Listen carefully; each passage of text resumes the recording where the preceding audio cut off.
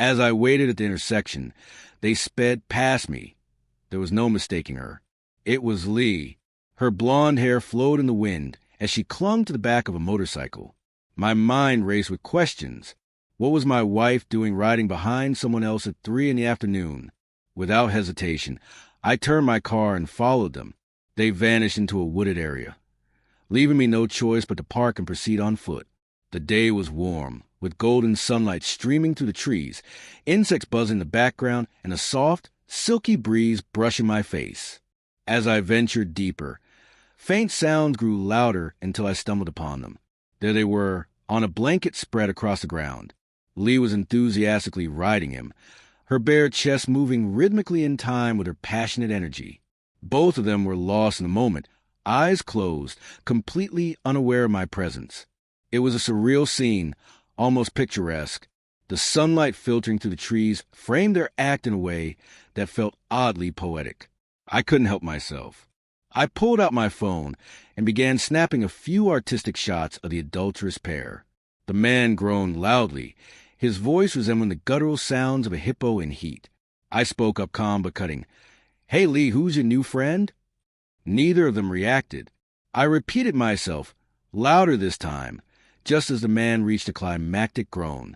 A stunned silence followed, broken only by the sound of their frantic movements to cover themselves. The man shot up, his face a mixture of panic and indignation. I recognized him immediately. Bill Avery, another teacher from Lee's school. He was a few years younger than her. So this was how they chose to blow off steam after a long day in the classroom. I knew all of Lee's coworkers. Being married to her for a year and a half meant hearing countless stories about them. "You've got a family, don't you, Bill?"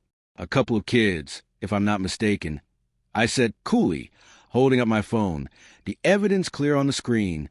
"FYI, your wife gets these as soon as I get back to my car." Bill stammered, trying to protest. "You can't. This is blackmail." I ignored him and turned to Lee. She was frozen in place, staring at me in shock. "You're smart enough to know what this means," I growled.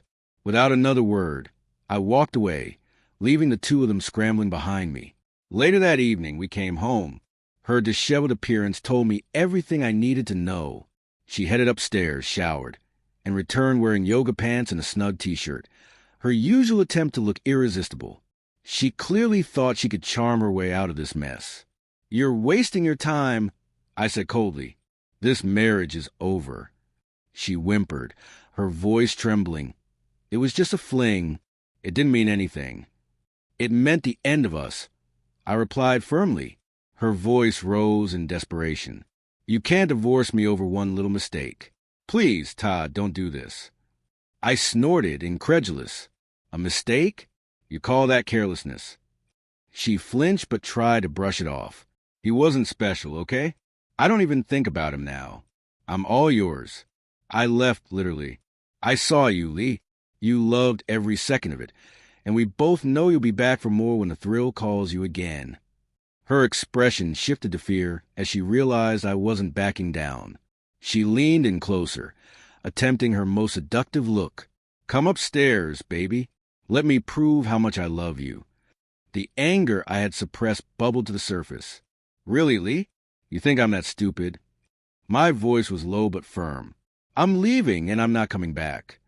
Her face turned crimson with rage. "You're making a big deal out of nothing, Todd. I've been faithful to you for most of our marriage. You're gone 2 weeks out of every month. Do you know how many offers I've turned down? This was the only time I ever said yes." Her audacity was staggering. I stared at her with a mix of regret and resignation. "Goodbye. Wait to hear from my lawyer." Our marriage had been short but exhausting. I was tired of the lies, the constant vigilance required to keep things afloat. It was time to let go. I drove 2 towns over and stopped in front of a small, charming bungalow. A beautiful woman with chestnut brown hair stood in the yard, holding the hand of an adorable 8-year-old girl.